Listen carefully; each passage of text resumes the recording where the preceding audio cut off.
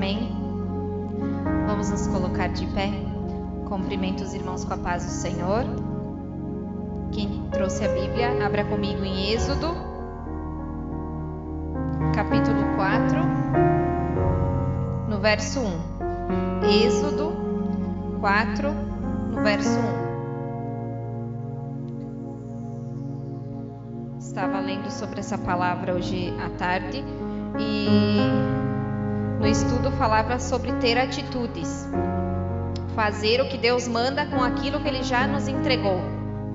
Então vamos ler no versículo 1 o que fala. Respondeu Moisés: mas eis que não crerão, nem acudirão à minha voz, pois dirão: o Senhor não te apareceu.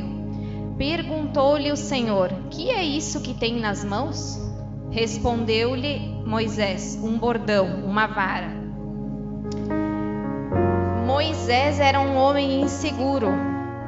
Ele tinha uma crise de identidade dentro dele. E ele não se sentia capaz de fazer nada grandioso. Ele achava que ele não era capaz de fazer aquilo que Deus estava pedindo para ele fazer. E quando Deus chamou ele para esse propósito, ele começou a debater com o Senhor. Ele começou a se justificar, dizendo que não iam acreditar nele, que não iam dar ouvidos. Enfim, ele começou a arranjar muitas desculpas.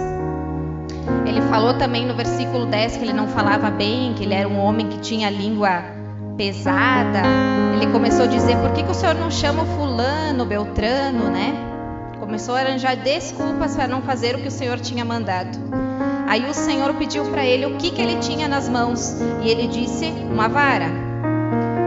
E o que Deus está nos mostrando hoje? Ele já nos deu aquilo que é para nós fazer. Então nós temos que fazer. Ele já deu, ele entregou na minha e na tua mão aquilo que é para nós fazer. Então não é para arranjar desculpa, é para fazer o que o Senhor está mandando. Ele já nos deu o que é para nós fazer, Ele já nos entregou. Por muito tempo, essa palavra falou bastante comigo, porque por muito tempo eu arranjei desculpas para não fazer o que o Senhor o Senhor me mandava fazer. Porque eu me achava incapaz, achava que eu não tinha capacidade o suficiente de fazer, não sabia muito da palavra do Senhor, tinha vergonha, tinha medo de falar, medo de subir aqui, de me expressar, e eu não ia passando para frente o que Deus me mandava fazer. Ia procrastinando, ia jogando, ia deixando, deixa que o outro faz, o outro sabe mais, o outro fala melhor, né? Mas hoje eu vejo que Deus chama pessoas improváveis. Ele me chamou, Ele chamou você. Nós somos pessoas improváveis. Muitos ali fora podem olhar para nós e dizer: esse aí pregando, esse aí falando, esse aí cantando. Somos improváveis, somos pecadores. As pessoas podem olhar para nós e achar que não dá nada para nós. Mas o Senhor nos escolheu. E é Ele que nos molda, é Ele que nos capacita. E Ele já entregou nas nossas mãos. Nós temos que fazer o que Ele já colocou na minha e na tua mão. Apenas nós temos que fazer, não arranjar desculpas. Deus já nos entregou tudo que é necessário para nós rompermos e vencermos. E no andar da nossa caminhada, Ele vai nos dando mais ferramentas, vai nos capacitando, nos moldando. Nós só temos que dar o primeiro passo e obedecer e fazer o que o Senhor nos manda fazer com aquilo que nós já temos em mãos. O resto nós temos que deixar para o Senhor fazer. O que é possível, eu e você podemos fazer. O que é impossível, colocamos nas mãos do Senhor e Ele vai fazer. Amém? Feche os teus olhos. Vamos agradecer por mais uma oportunidade de estar na presença dEle, na casa dEle, junto dos irmãos. Agradecer porque Ele nos deu mais um dia, mais uma oportunidade de fazermos algo que Ele nos entregou. Então vamos nos colocar na presença do Senhor, porque Ele está aqui. Senhor, meu Deus e Pai, obrigado, Jesus, por mais essa oportunidade de estar na Tua casa, Senhor. Mais um dia que o Senhor deu a mim e aos meus irmãos, Senhor, para estarmos aqui reunidos cultuando o Teu nome, Jesus. Obrigado, Senhor, pela tua doce presença, Pai amado, por falar conosco em todos os momentos, por nos ensinar, Senhor, mesmo que muitas vezes precisamos de puxão de orelha, Pai amado, mas o Senhor corrige porque o Senhor ama. Assim como um pai corrige o filho que quer bem, que quer ver ele no caminho certo, assim o Senhor faz conosco, meu Pai.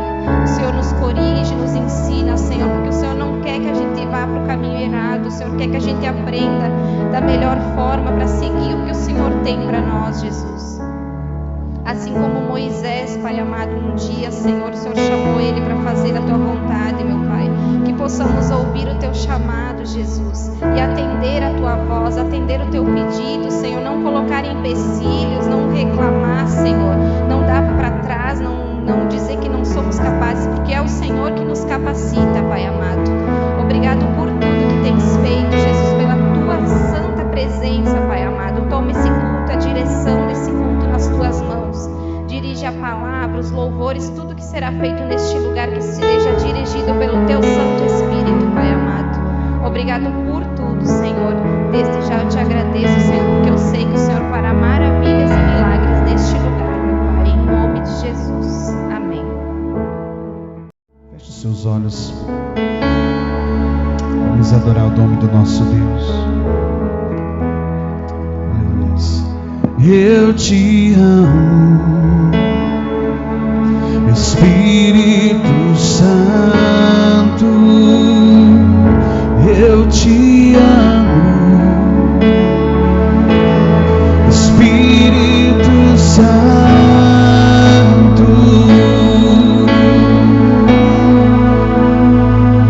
eu te amo.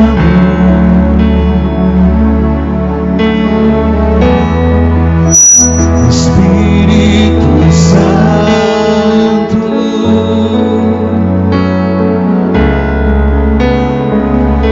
eu te amo.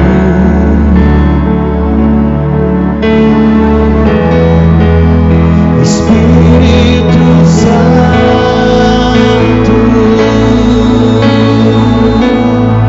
tu és a minha paixão, tu és a minha canção, Espírito Santo,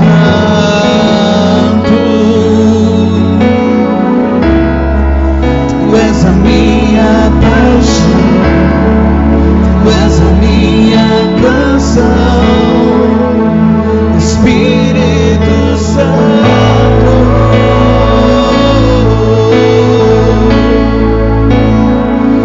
Eu não posso viver sem ti. Eu não posso viver sem ti. Eu não posso viver sem ti. Espírito Santo,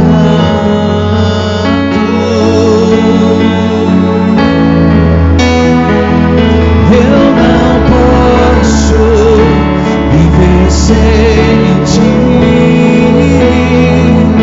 Eu não posso viver sem ti. Eu não posso viver sem ti. Espírito Santo,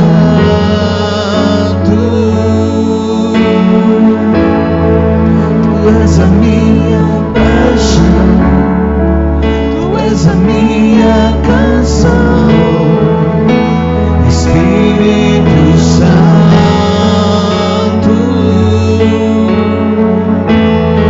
tu és a minha paixão, tu és a minha canção, Espírito Santo. Se você pode, coloca a mão no seu coração e diga: eu não posso viver sem ti. Eu não posso viver sem ti. Eu não posso viver sem ti. Espírito Santo. Pois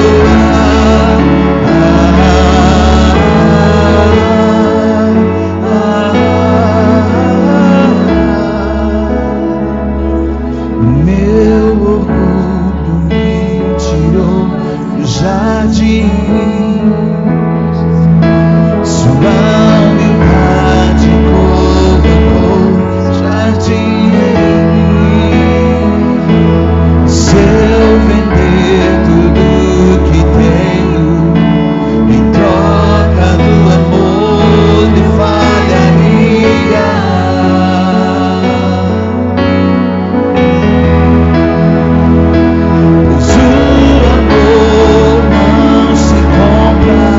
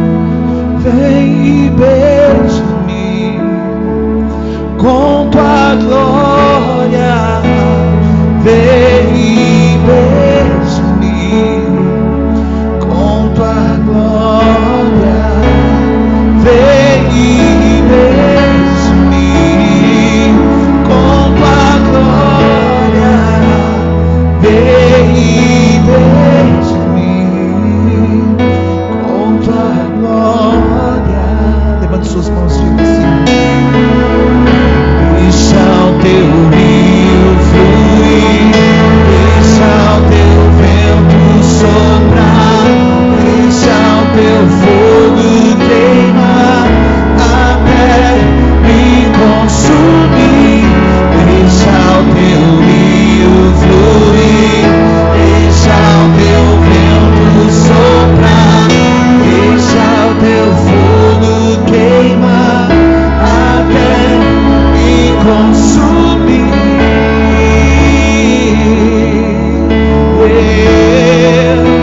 até me consumir.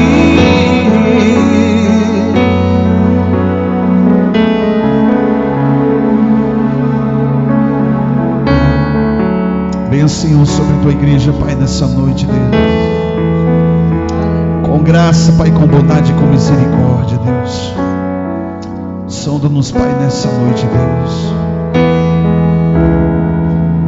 Vem e beija-me com tua glória, vem e beija-me com tua glória, vem e beija-me com tua glória, vem e beija-me com tua glória, de dentro pra fora, vem queimar em mim, de dentro pra fora, até me consumir, de dentro pra fora, vem queimar em mim, de dentro pra fora, até me consumir,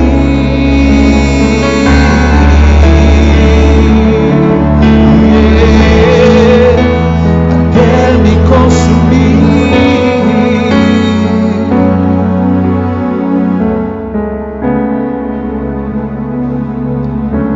Deixa o teu rio fluir, deixa o teu vento soprar, deixa o teu fogo queimar até me consumir. Deixa o teu rio fluir, deixa o teu vento soprar, deixa o teu fogo queimar até me consumir,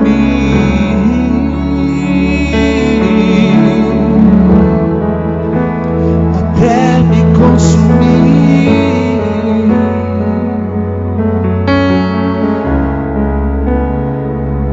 Então vem, amado, vem. Então vem, amado, vem. Então vem, amado, vem. Então vem, amado, vem.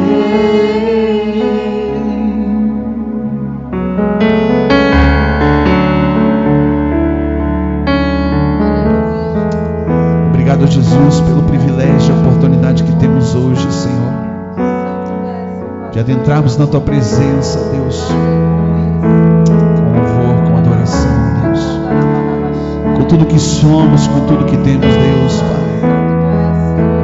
Tudo que viemos a ser, Pai, e ainda aquilo que não somos pertence a Ti, Deus.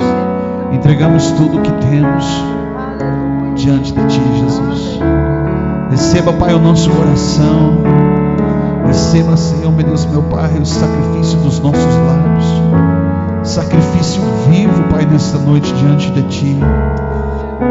Que o nosso altar possa queimar, Senhor, meu Deus, meu Pai, com o fogo que desce da Tua parte sobre cada um de nós, Deus. Em nome de Jesus Cristo, Pai, toma nas Tuas mãos a cada um dos que estão aqui, aqueles, Pai, que estão em casa, Senhor. Queremos, Senhor, meu Deus, meu Pai, alcançar de Ti a Tua graça, a Tua bondade, a Tua misericórdia. O Teu sangue, Deus, seja derramado sobre a Tua igreja, Pai, nessa noite. Em nome do Senhor Jesus Cristo. Em nome do Senhor Jesus. Amém. A graça e a paz do Senhor a todos. Sejam bem-vindos. Glórias a Deus. Queridos, eu tenho uma palavra que o Senhor tem colocado no meu coração essa semana. E eu fico feliz porque Deus continua falando.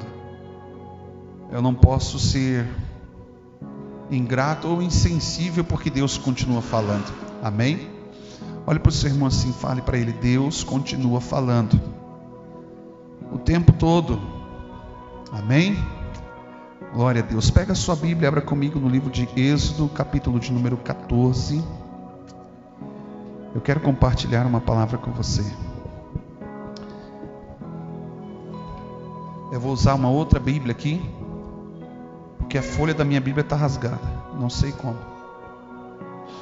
Aleluias. Fala para o seu irmão assim: aleluia. Êxodo capítulo 14, no versículo de número 8. Fala assim: porque o Senhor endureceu o coração de Faraó, rei do Egito, para que perseguisse os filhos de Israel. Porém, os filhos de Israel saíram afoitamente. Amém? Eu quero abrir teu coração, abrir os teus olhos para algo que Deus tem ministrado. A partir desse texto, venha comigo para o capítulo de número 17 do livro de Jeremias. Eu quero usar esse contexto quando Deus endurece o coração de Faraó. Nós temos a sensação de que Deus colocou nele algo, não é verdade? Quando lemos esse texto, temos a sensação de que Deus endureceu o coração de Faraó, que Deus tenha colocado um pouco de maldade, de ruindade ali. Não, na verdade não é isso.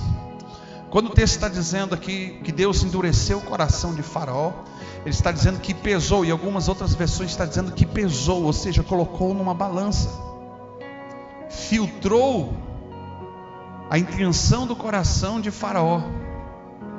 E quando a gente observa, quando Deus sondou o coração de Faraó, sabendo que Faraó, o que ele faria com o povo, mesmo que ele tivesse liberado o povo para ir embora, a intenção do coração de Faraó era destruir todo aquele povo. Amém?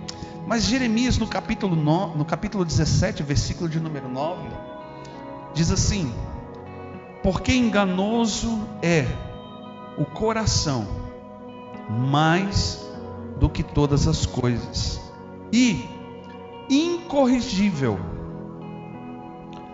quem o conhecerá? Olhe para o seu irmão e fala assim: teu coração pode estar te enganando.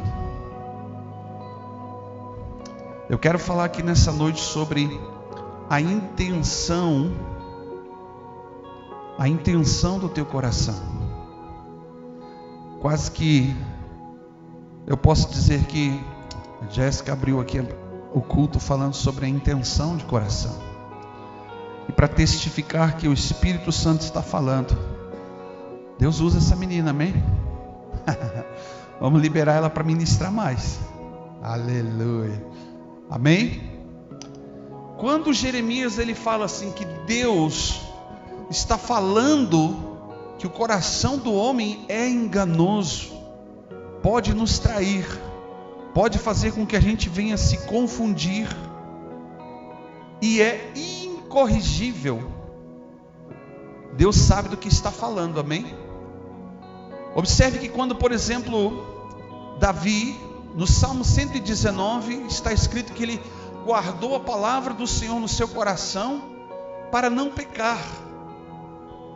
Ele está dizendo que o nosso coração ele é responsável por muitas vezes trair a nossa intenção, porque as nossas intenções elas resultam em ações, e as nossas ações muitas vezes podem estar enganadas.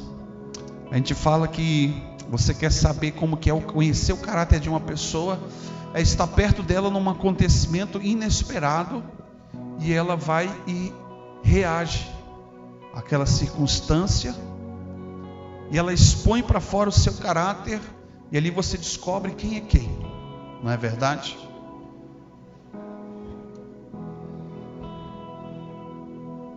O teu coração pode estar te conduzindo a fazer coisas erradas, a escolher errado, porque a intenção do coração provoca um fruto. Diz o texto aqui, versículo 10, na sequência fala assim: porque eu, o Senhor, esquadrinho o coração e provo a mente. Fala assim, coração e mente. Por que Deus sonda o coração e prova a mente? Ou em outras versões está escrito assim, prova os pensamentos. Quando nós somos direcionados e guiados pelo Espírito de Deus, uma coisa está alinhada com a outra. A tua mente, onde que é o teu campo de batalha, é onde que você raciocina, é onde que você pensa, é onde que você ouve Deus falar, é onde que o Satanás também está falando dentro de você, mas também é onde que o eu vai falar. Quando Deus pesou no coração de Faraó, ele avaliou a conduta, a intenção. Uma pergunta que a gente precisa se fazer talvez é: por que Deus faz isso?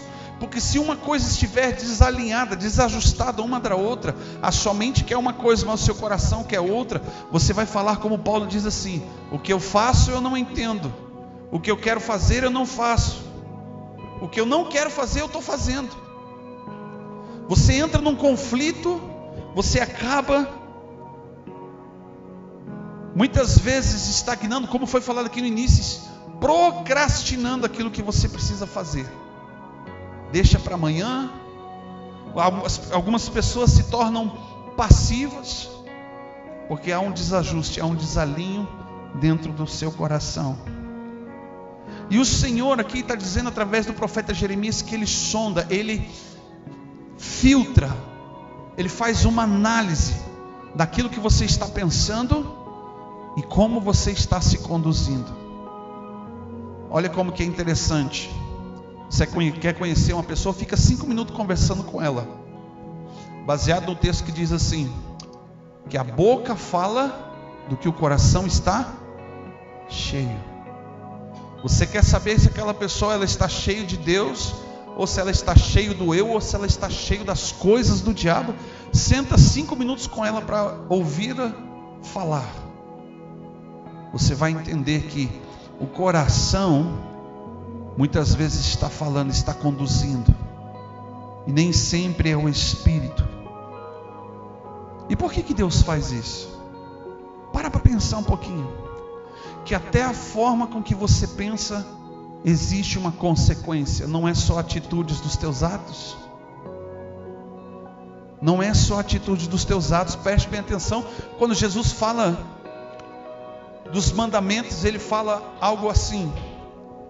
Um deles está escrito assim: não adulterarás e nem cobiçarás a mulher do teu próximo. Ele coloca quase que equivalente um erro com outro erro. O adultério comparado à cobiça de uma outra mulher que não é a sua. A cobiça é você olhar, você não cometeu um ato, mas você desejou. E quando a gente deseja onde? Na mente ou no coração? Faça essa pergunta agora para você. Você deseja onde? É no coração. Por quê? Porque são emoções. Não é um coração de carne, mas é na tua alma. Você deseja na tua alma. Você acaba concebendo aquilo que antes de você desejar no seu coração, já passou pela tua mente. Então, por que Deus faz isso? Ele diz no final do versículo: isto é para dar para cada um segundo os seus caminhos, segundo o fruto das suas ações. Ou seja, ele está falando da maneira de você se porta, a sua conduta, ela vai provocar um resultado, seja ele bom ou seja ele ruim. É como a parábola do semeador, é como a parábola do joio e do trigo. O semeador saiu a semear uma semente. Você não vai semear qualquer semente, não é verdade, irmão? Você vai selecionar uma semente boa. Você vai fazer uma separação. Quem aqui é da época que ainda pegava o arroz, lavava o arroz, separava o que era impuro? O feijão ainda se faz até hoje, mas o arroz fazia tempo que a gente não vê mais isso. Eu era guri e minha mãe mandava a gente escolher o arroz. Quem é dessa época aí? Botava o arroz dentro de um potinho com água, né? Aquilo que era ruim ficava boiando, flutuando. A gente ali já separava o que era coisa ruim. E o feijão, se você não separa, você vai acabar mordendo talvez uma pedra. Não é assim? Ele está falando, assim como Jesus também, quando ele fala que o reino de Deus não pode estar dividido. Nós não podemos adorar dois senhores, ou adoramos a um, amamos um e odiaremos o outro. Fala para o seu irmão assim: você não pode ficar dividido. Um coração dividido vai fazer com que você tenha uma conduta errada, porque o teu coração quer fazer uma coisa, a tua mente está falando para você fazer outra. Porque a mente, uai pastor, a nossa mente é separada. Não é o seu cérebro físico, carnal, não é o seu coração carnal. Deus, ele não é um açougueiro, muito menos cardiologista. Amém? Deus, ele não é um psiquiatra para ficar estudando o teu cérebro. Mas ele sabe muito bem o que você está pensando. Ele sabe muito bem qual é a sua conduta. E isso tem um objetivo. Eu me recordo que há muitos anos atrás eu jogava futebol 3 vezes por semana. Era uma época boa, pastor. Eu ainda tinha um porte físico que dava para aguentar. Eu jogava futebol na segunda-feira, na quarta-feira e no sábado. O dia que eu mais gostava de ir jogar futebol era na quarta-feira, porque eu jogava das 6 horas da tarde até a meia-noite. Eu jogava 4, às vezes 3 a 4 futebol seguido um do outro. A gente estava lá entre 30, 40 moleques lá jogando bola. E ali eu tive a oportunidade de evangelizar muitos jovens. Ganhei algumas pessoas para Jesus, batizamos alguns jovens daquele lugar. Mas era algo que eu fazia que me agradava muito, me satisfazia. Eu estava alimentando ali a minha alma. Com entretenimento, sim. Mas um dia quando eu voltei do futebol, tomei um banho e sentei. Durante o banho eu estava orando. Eu sei o que tinha acontecido aquele dia, mas eu estava orando, estava muito feliz por algo que tinha acontecido no jogo.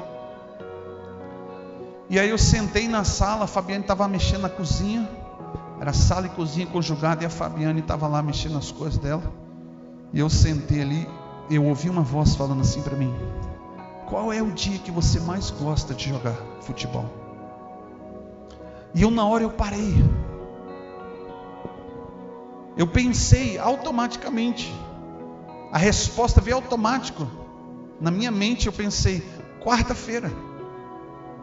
Mas eu fiquei quieto. Ao mesmo tempo que eu entendi que era o Espírito Santo falando, mas veio uma seta de confusão e disse assim: é o inimigo agindo. Eu falei, sabe quando a gente fala assim: sai, Satanás, sangue de Jesus tem poder. Para de falar isso na minha cabeça. Mas na dúvida, Eu olhei para a Fabiana e perguntei para ela assim: Fábio, se fosse para parar de jogar futebol num dia, eu não sei por que eu fiz essa pergunta.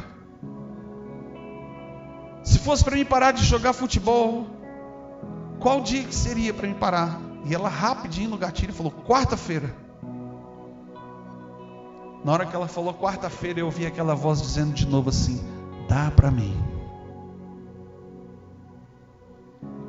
Eu fiquei triste, porque eu sabia que era o Senhor. Sabe, quando você era jovem, adolescente, seu pai ou sua mãe pedia alguma coisa para você fazer, por fora você dizia sim, porque senão o bicho pegava, não era? Mas por dentro você estava dizendo não. Deus sonda isso na nossa vida. Talvez hoje, para o seu marido, para a sua esposa, para a sua família, para o seu pastor, para a sua igreja, os seus irmãos, as suas ovelhas, você pode transparecer uma coisa, mas na realidade você é outra. Por que agora então eu falo do joio e do trigo? Porque o trigo e o joio, você quando olha no meio da plantação, é a mesma coisa. São muito idênticos. Eu tive uma oportunidade uma vez lá na região de Bagé, na fronteira, no meio das plantações de soja, passamos um campo e tinha lá uma plantação enorme de trigo. Quase 400 hectares de trigo. Era a coisa mais linda, aquele campo enorme assim. Perdi de vista. Prontinho para ser colhido. E eu fui lá com meu cunhado, com meu sogro. Eles foram comprar feno. E eu parei e perguntei para um capataz da fazenda.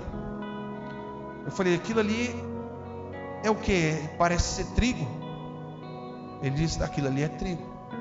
Aí eu perguntei na hora, lembrando da passagem bíblica, eu falei assim: qual é a diferença do joio e do trigo? Ele falou duas coisas para mim. Primeiro, ele falou pelo caminho onde que nós viemos, eles plantavam o trigo até no caminho onde que se passava. E ele disse: está vendo pela trilha onde que o carro passou? Tem alguns galhos que estão quebrados, e tem outros que estão curvados, querendo se levantar. Esse que está querendo se levantar é o trigo. Aquele que está quebrado é o joio, porque o joio, quando você pisa nele, ele se quebra. O trigo não, você pode passar por cima dele e ele volta a ficar de pé. Ele se curva por um tempo, mas ele volta a ficar de pé. E depois a gente foi, ele pegou dois, para mim parecia a mesma coisa. Pegou 2 galinhos daquele trigo. Ele olhou assim para mim: está vendo uma coisa que é uma coisa igual a outra, é idêntico.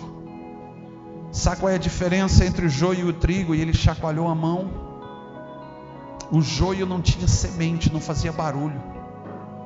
E quando ele pegou o trigo, ele chacoalhou, tinha uma sementezinha dentro, parecia um chocalhinho. Tem uma semente, tem fruto. Mas a parábola do joio e do trigo, ele está falando de uma vida de aparência, que a intenção do teu coração é uma, mas a resposta que você dá é outra. Faz pergunta para o seu irmão agora: você é joio ou você é trigo? Você é autêntico? Você está frutificando? Autenticidade. Tem gente que acha que está dando certo e está frutificando. Não, nem sempre é assim. Está crescendo junto com o trigo e achando que é trigo, mas na verdade você é joio. Porque na hora do vamos ver, na hora de jogar lá no fogo, não tem semente. Por que o Jeremias disse que o coração é incorrigível? Olha, abre comigo a sua Bíblia no Salmo 139. Volta um pouquinho. Salmo 139, o salmista Davi, ele fica ao mesmo tempo que maravilhado, ele fica terrivelmente assombrado pela forma com que Deus faz uma análise de cada um de nós. Como que Ele nos vê, como que Ele nos conhece. Quando você não conhece e não sabe quem você é, quando você não tem uma identidade de quem de fato você é como Paulo diz lá na ceia: por isso que há muitos de vós que dormem, que estão doentes. não discernem o seu lugar no corpo, não sabem quem são, o que carregam, não estão frutificando, estão doentes. E aí, no Salmo 139, Davi diz assim no versículo 1: Senhor, tu me sondastes e me conhece. Ou seja, ele está dizendo: o Senhor me conheceu, o Senhor me filtrou por dentro e por fora, e o Senhor me conhece. Tu conheces o meu assentar, o meu levantar, e de longe conhece e entende os meus pensamentos, esquadrinha o meu andar e o meu deitar, conhece todos os meus caminhos, sem que haja palavra na minha boca, o Senhor já conhece. Quando aquela voz falou para mim: qual é o dia que você mais gosta de jogar bola? Eu sabia que era Deus, por isso que eu não respondi, eu só pensei quarta-feira. Mas este pensamento Deus sondou. Você observa que quando Jesus, nos evangelhos, cercado de multidão, as pessoas às vezes pensavam, no meio da multidão alguém cochichava aqui e ali, a Bíblia diz assim: e Jesus, sabendo qual eram os seus pensamentos, fala assim para o seu irmão: Deus sabe o que você está pensando,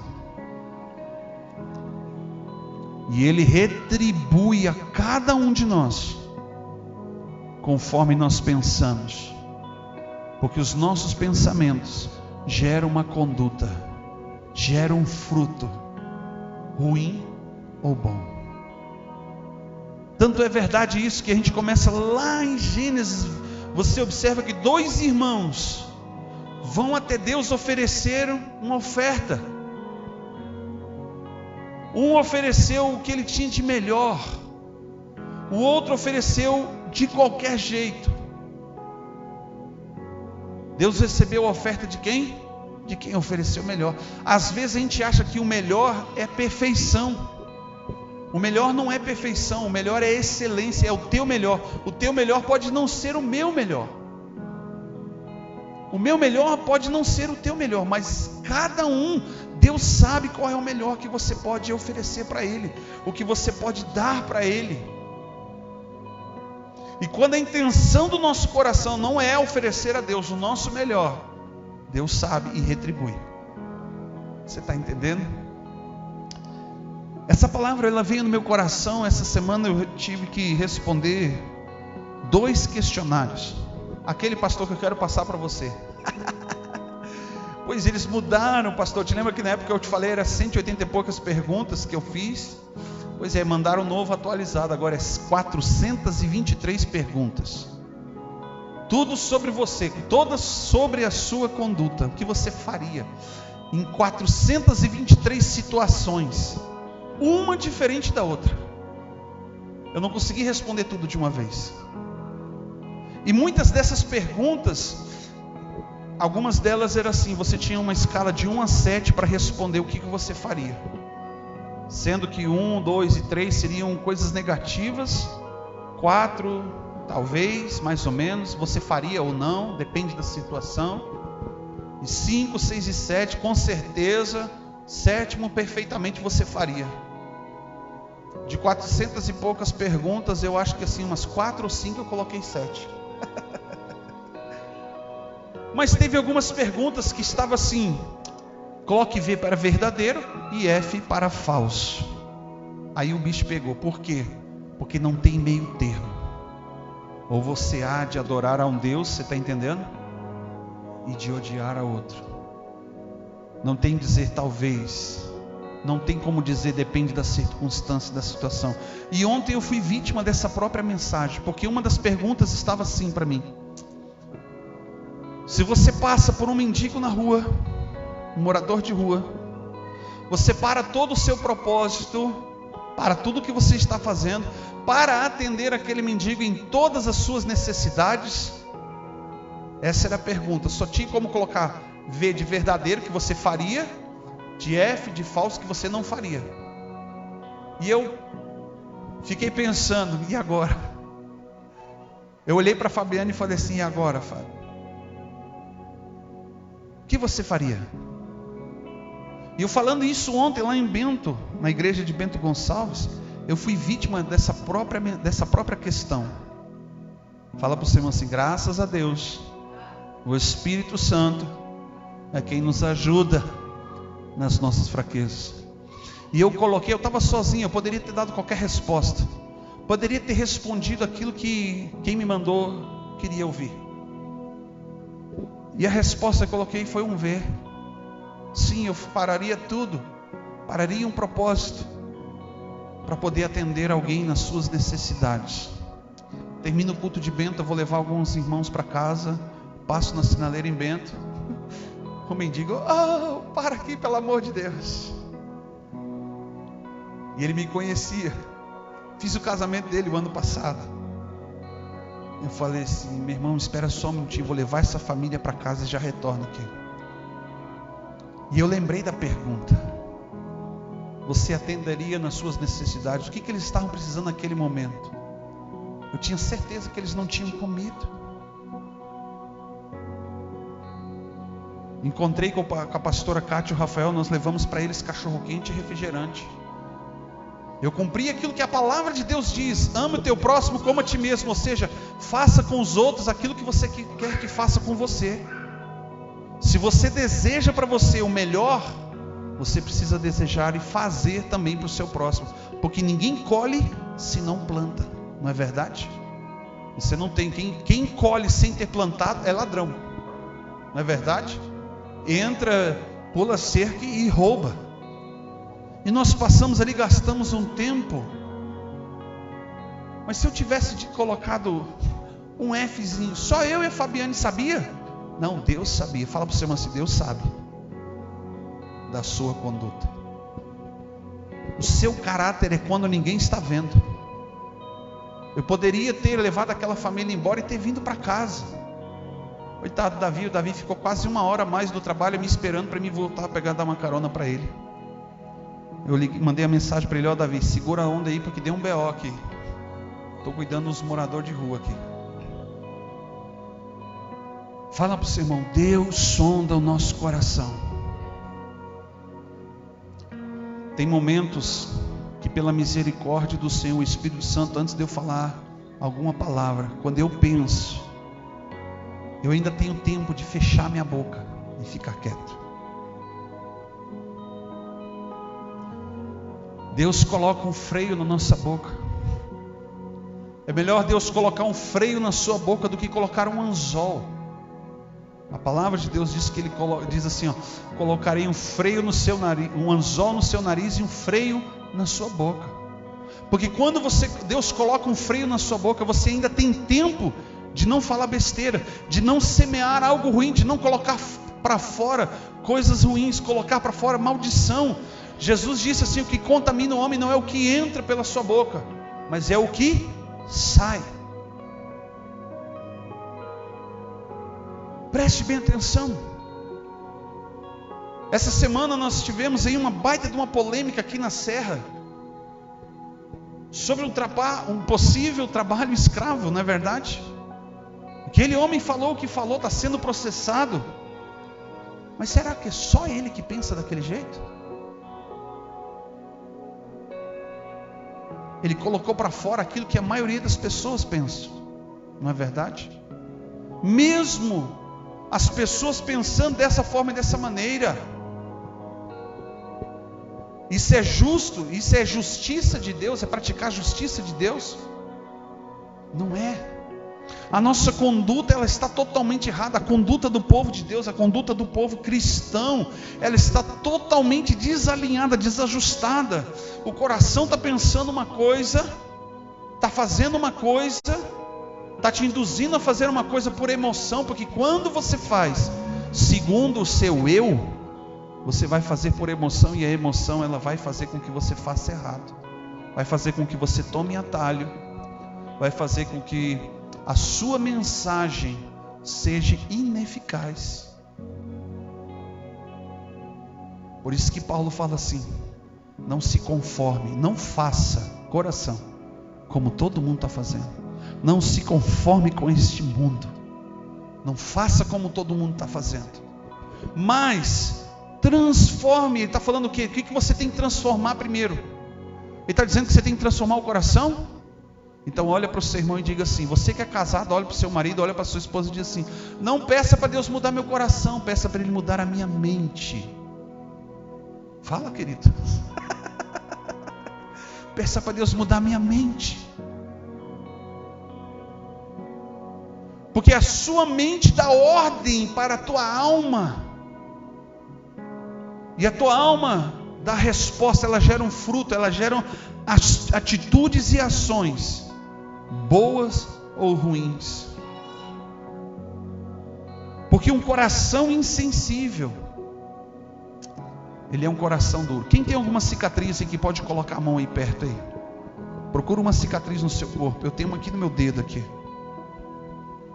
Cortei uma vez aqui, ficou uma cicatriz aqui. Eu passo a unha aqui, ó. Se você consegue passar o dedo, passa bem a unha assim por cima daquela pelezinha. Ela está morta, parece, não é? Está insensível, está como? Está duro, não é? Se é num lugar não nasce nem cabelo, num lugar onde que não tem cabelo, não é assim? Assim é o coração de uma pessoa que não é conduzida pelo Espírito Santo de Deus. Duro, insensível, não tem vida. Não adianta coçar a cabeça, meu irmão. Isso não é uma cicatriz, não, é calvície mesmo. Não tem cabelo. E o salmista Davi está dizendo: Senhor, tu conheces tudo. E ele fala lá no versículo número 7, ele diz assim: para onde então eu irei do teu Espírito? Como fugir dos olhares de Deus? Como fugir, como esconder as coisas de Deus? Adão pecou, e quando Deus aparece para que ele venha prestar contas, o que ele diz? Deus começa a chamar Adão. Aonde você está, Adão? Onde que Adão estava? Escondido atrás de uma moita. E ele fala duas coisas: me escondi porque eu estava nu, e eu fiz o que eu fiz por causa da mulher que você me deu. E a pergunta que Deus faz para ele foi: quem que te disse que você estava nu? Porque quando ele atribui e joga a responsabilidade do problema para outro, ele está tentando tirar, ele não tem arrependimento naquele momento. Ele teve medo, ele teve uma má conduta, sim, ele errou. Mas não adianta se esconder, porque Deus já sabia, mesmo antes que ele fizesse, Deus já sabia. Fala assim para o seu irmão: mesmo antes que você pecar, Deus sabia que você ia pecar. E aí nós voltamos lá para o primeiro texto, que quando Deus sondou, quando Deus pesou o coração, quando endureceu o coração de Faraó, Deus sabia qual que era a conduta que ele teria. Tanto é que ele recebeu aquilo que ele merecia segundo as ações dele. Faraó e seu exército morreram. Observe uma coisa. Pastor Bira sempre diz assim, que lá no cemitério, no presídio, no inferno, está cheio de boas intenções. Sempre teve gente que, por boas intenções, estão no lugar errado. Não é assim? A motivação, o que motiva você estar aqui no culto? O que motiva você buscar a Deus? O que motiva você orar, acordar de manhã, falar com Ele? Por quê? Pessoas mal intencionadas que vão até Deus. Os fariseus, eles iam com a intenção de hipocrisia. E o que eles recebiam? Chibata.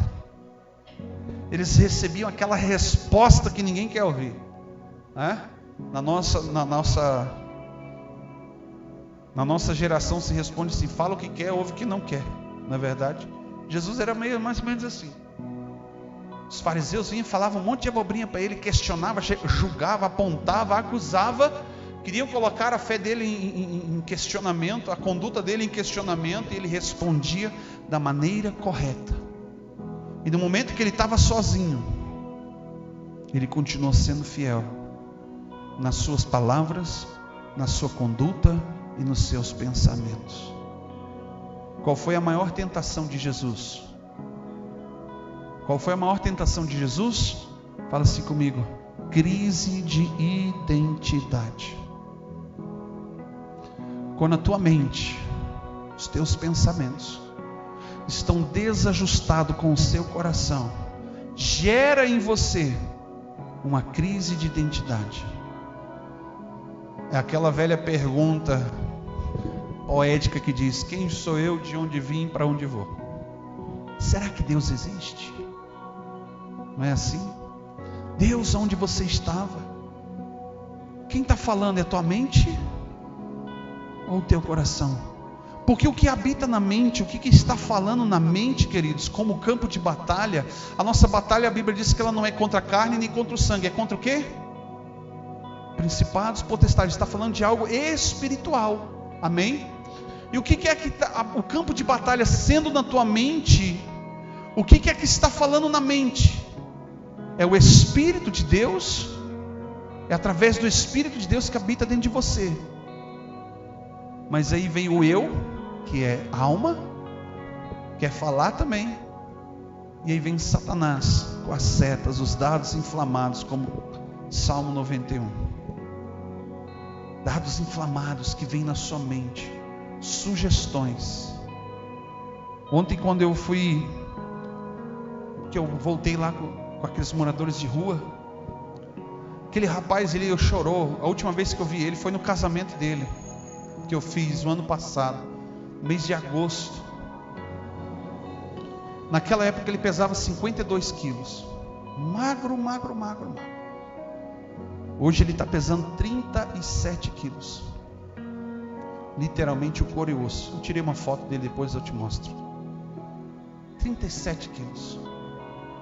E ele disse assim, quando ele me viu que eu voltei, eu levei um tempo que a gente foi comprar lanche para eles. A gente comprou cachorro quente, compramos refrigerante, Coca-Cola, amém? Não compramos Itubaína, nem Fruc.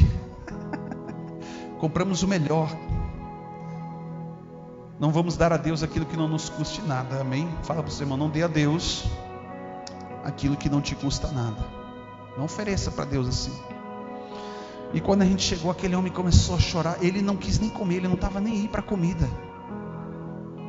Aquele homem me deu assim, eu acho que uns 30 abraços em 1h30 que a gente ficou lá. Me abraçava e chorava, me abraçava e chorava. Daqui a pouco ele me chamou por um canto e falou assim: pastor, eu quero te pedir um conselho. Eu falei: fala. Ele diz assim: eu recebi uma proposta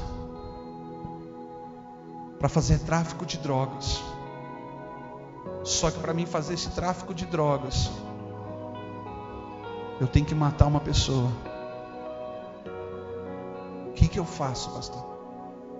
Eu falei para ele: nenhum outro. Se a tua situação já está difícil. E um detalhe: a esposa dele está grávida de 5 meses, morando na rua. Ele falou assim que quando ele recebeu aquela proposta tinha sido no final do dia, finalzinho da tarde. E ele sentiu algo aqui dentro, mesmo alcoolizado, do jeito que ele estava. Ele sentiu algo dentro do coração que dizia para ele que ele não devia fazer aquilo.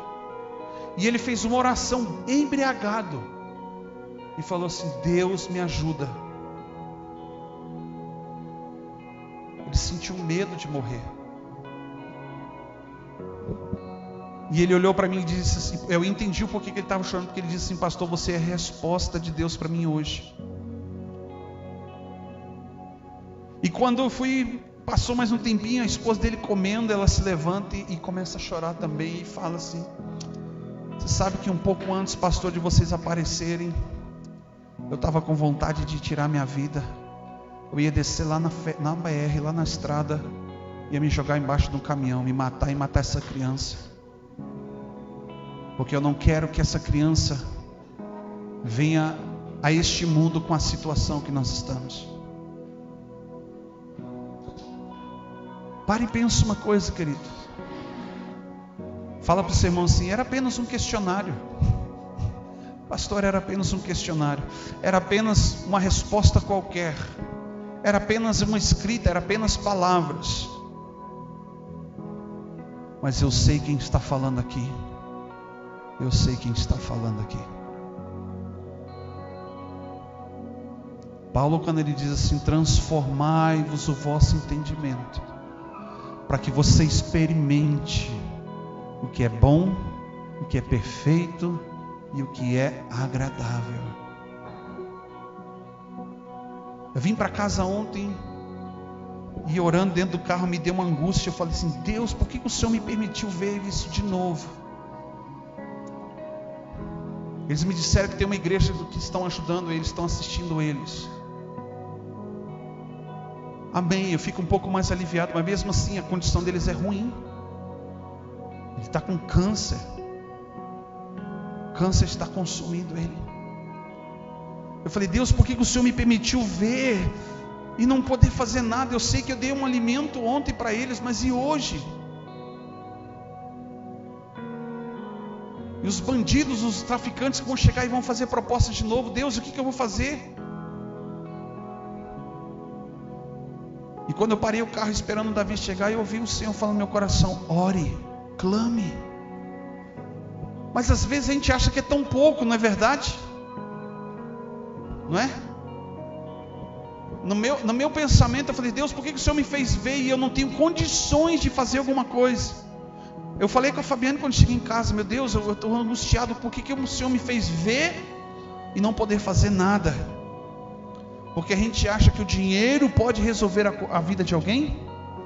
Porque a gente acha que tirando eles de onde que eles estão pode resolver o problema deles? Não. O que vai resolver o problema deles é Jesus dentro do coração deles. É difícil, queridos. É difícil você muitas vezes não ter a resposta que as pessoas têm te buscado, têm procurado você. Uma das perguntas que tinha no questionário, eu terminei de responder ontem. Quando eu cheguei em casa eu fiquei agoniado. Eu falei: eu vou terminar de responder esse negócio. Mais 200 e tantas perguntas eu respondi ontem de madrugada. E uma das perguntas era: as pessoas quando buscam o seu conselho, elas ouvem e mudam de vida? Aí a outra pergunta era assim: as pessoas têm buscado o seu conselho? Aí a resposta: sim. Tem pessoas que vêm buscar o nosso conselho, mas a outra resposta tinha que ser: talvez, às vezes sim, às vezes não. Porque quem escolhe é você. Você sabe o que deve fazer, mas não está fazendo de coração.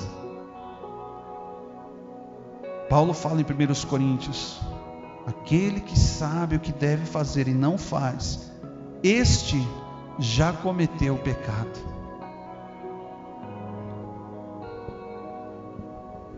Eu já compartilhei várias vezes com os irmãos que na minha adolescência eu falava o tempo todo: eu tenho domínio. Ou em outras palavras, eu sei o que eu estou fazendo. O meu eu estava gritando. Sabe quando você tem que falar, como a pastora diz, né? Senhor, segura o Pedro. O teu eu está gritando, está falando, está querendo pular fora. Aquele perturbado vem na tua frente, quer pular na jugular dele, arrancar um pedaço. Você quer orar por ele com imposição de mãos. Pá! Não é? O teu eu está ali, ó, a flor da pele. As tuas emoções estão lá, ó, queimando. Mas aí vem o Espírito com um fruto chamado temperança. Fala para o seu irmão assim: temperança. Equilíbrio. Fala para o teu irmão: equilíbrio, meu irmão. Sabe, você tem que pegar e segurar, olhar para Pedro e olhar para ele e falar assim: Pedro, guarda a tua espada, Pedro. Você tem que falar para você mesmo. Pastora Rosa, vocês vão conhecer ela. Glória a Deus, ela vai vir aí. Minha tia. Aleluia. Sexta-feira que vem ela está aí, né? Aleluia. Vocês vão conhecê-la. Ela compartilhava muitas vezes com a gente que quando ela ia lavar a louça, ela ficava pensando nos atribulados que incomodavam as pessoas, que dava muita demanda de oração para ela, que aquelas pessoas recebiam oração, mas nunca mudavam as suas vidas. E os pedidos são sempre os mesmos. Eu já falei para os irmãos, tem uma pessoa que eu oro lá de Brasília, que há 4 anos eu oro a mesma coisa. 4 anos e a vida daquela mulher não muda. Será que a minha oração ela não está tendo efeito? Será que Deus não está ouvindo? Será que aquilo que aquela mulher está pedindo está errado? Ou é o coração dela que está se comportando de uma forma errada para com Deus? Porque para comigo eu não estou convivendo com ela. Mas como que está o coração? Como que está o teu coração nessa noite?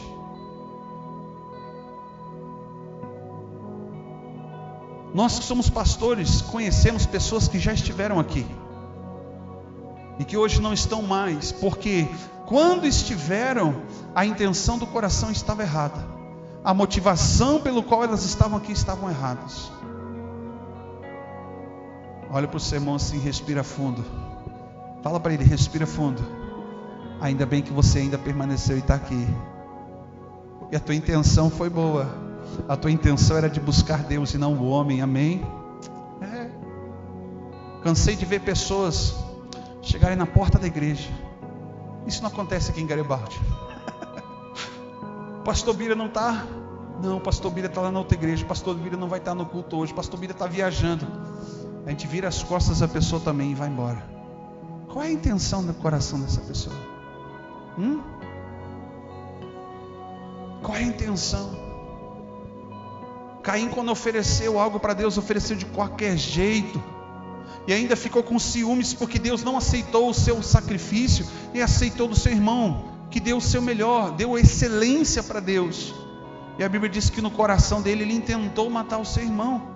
E antes que ele cometesse isso, Deus vai até ele e pergunta assim: o que jaz no teu coração? Onde está teu irmão? Ele falou assim: eu não sei, não é problema meu. E Deus fala para ele assim: vigia, fala para o teu irmão, vigia, o pecado jaz à porta. Antes que ele fizesse coisa errada. E por que ele escolheu ainda continuar e dar sequência naquele plano? A intenção do coração dele era ruim. E Deus retribuiu ele, conforme nós lemos em Jeremias. O Senhor retribui a cada um conforme a intenção do seu coração. Deus não permitiu que aquele cara morresse, mas que ele passasse o resto da sua vida com uma vergonha, com um sinal da rejeição de Deus. Teologicamente ninguém sabe qual é o sinal, viu? Tem alguns que dizem que é a cor da pele.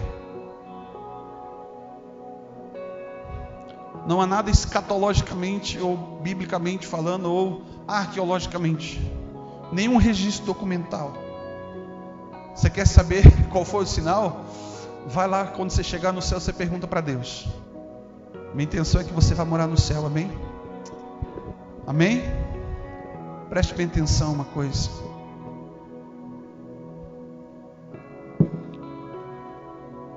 Para onde me irei do teu espírito? Para onde fugirei da tua face? Porque se eu subir aos céus, versículo 8, aí tu estás. E se eu fizer das profundezas a minha sepultura, ali tu também estás. Se eu tomar as asas da alva, ou seja, viajar até o horizonte, nas extremidades do mar, ainda ali a tua mão me alcançará.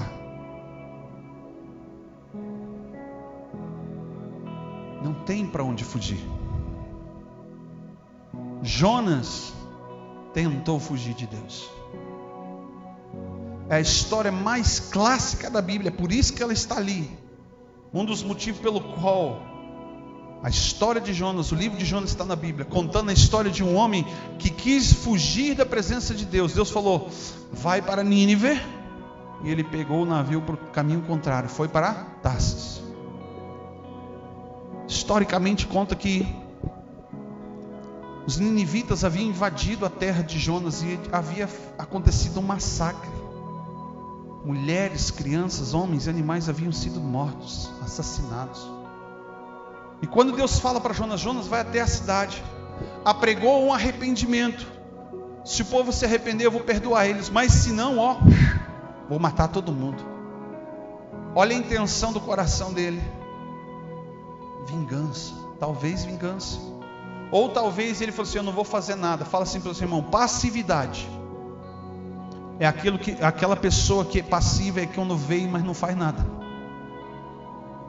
Como Paulo diz, sabe o que deve fazer, mas não faz. Eu vou para o outro lado, não vou falar nada. Eu vou ficar quieto, vou fazer de conta que eu não ouvi Deus. E deixar aquele povo tudinho morrer. Fala para o seu irmão assim: se você não fizer aquilo que Deus está mandando você fazer, não tem problema, Ele vai tratar com você e vai levantar outra pessoa para fazer no teu lugar. Ninguém é insubstituível. Ninguém. Se Deus está nos dando uma oportunidade hoje, por bem, segui-lo, servi-lo, amá-lo, exercer aquilo que nós somos chamados para fazer e para estar, Ele está chamando de boa, amém? Mas se não, vai chegar o grande dia do Senhor, queridos, ao qual você vai ter que prestar conta de tudo. Vai se abrir os livros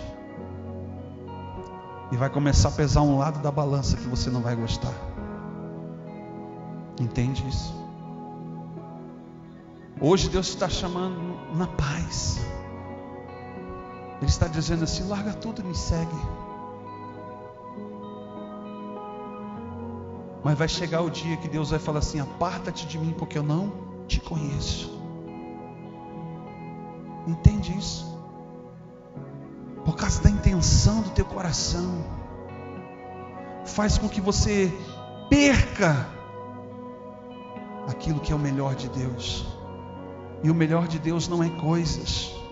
O melhor de Deus foi lá na cruz. O melhor que os céus podiam te dar foi a cruz. Foi o sangue do Cordeiro sendo derramado por mim e por você. Coisas vão correr para a tua vida. Tem aquele momento onde que a gente pensa assim: não tem mais jeito, sabe? Eu olhei para aquele morador de rua ontem, não vou dizer o nome dele, mas eu olhei para ele, chamei ele pelo nome e falei assim: meu irmão, não faça isso. A polícia pode te matar, um bandido pode te matar, você pode morar numa cadeia, mas aquela criança que está ali no ventre da sua mulher, ela não tem culpa. Ela não vai ter um pai. Ela não vai ter uma família estruturada. Ela não vai ter alguém que tire ela dessa situação em que vocês estão vivendo. Eu falei: antes você não tinha objetivo nenhum de vida, agora você tem. Vai cuidar da tua esposa, vai cuidar do seu filho, porque o que você precisa por hora, você já tem. Eu olhei para aquela mulher dizendo que ela queria tirar a própria vida. Eu falei assim: olha o presente que Deus te deu. É um presente. Preste bem atenção. O que nós estamos fazendo? A boca fala do que o coração está cheio. E o que você não fala, talvez, o que você não expõe e não coloca para fora, talvez tenha te aprisionado e você não sabe ainda. Paulo fala assim: por isso que há muitos de vós que dormem, não discernem, porque se você julgasse a si mesmo, não seria julgado. Vamos colocar de pé.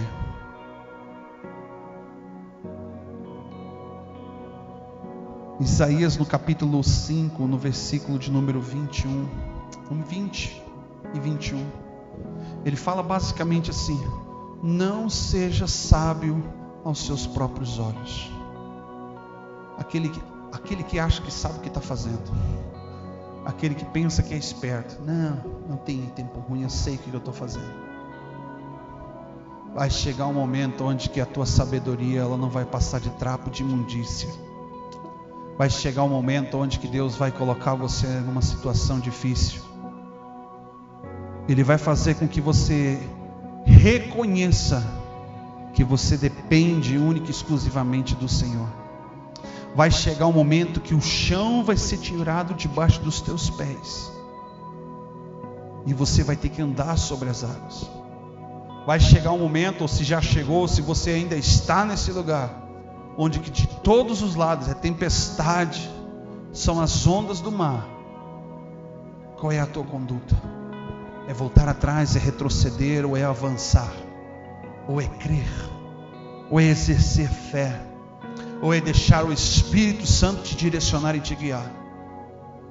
Ou é fazer do seu jeito? Vamos orar, feche os seus olhos. Pai querido, em nome de Jesus, que nessa noite, Pai, o Teu Espírito, Senhor, entre em ação em nosso favor. As nossas emoções, a nossa alma, Senhor, muitas vezes nos traem, nos enganam, e muitas vezes, Senhor, é incorrigível. É a Tua palavra que diz, pela nossa lógica, pela nossa razão, Senhor, o nosso eu diz que a gente pode fazer, não tem nada a ver. O nosso eu está dizendo que ninguém está vendo. As pessoas estão dizendo, não, pode fazer, pode beber, pode fumar, pode continuar adulterando, pode continuar roubando. Mas eu sei, Senhor, que vai chegar o dia em que o Senhor vai cobrar, vai dar a cada um conforme as suas ações, conforme a intenção, o fruto que foi gerado, a cada escolha, a cada conduta. É como diz na Tua palavra, Deuteronômio capítulo 28, Deus, nos ajuda a escolher a bênção, nos ajuda a escolher a vida, nos ajuda a escolher o melhor. Nos ajude, Senhor, meu Deus, meu Pai, a negarmos a nós mesmos. Nos ajude, Senhor, meu Deus, meu Pai, a orar da maneira correta, a pedir da maneira correta. Nos ajuda, Senhor, a analisar a nós mesmos. Nos ajuda, Senhor, a nos arrepender. Que Teu Espírito entre em ação, Pai, nos convencendo do pecado, do juízo e da justiça. Até para isso, Pai, nós precisamos reconhecer que dependemos de tudo. Nós dependemos do Senhor. Por isso, em nome de Jesus, Pai, eu te peço nesta noite que o Seu Espírito venha regar esta palavra nos corações nessa noite, em nome do Senhor Jesus Cristo. Amém. Amém. Pode tomar teu assento.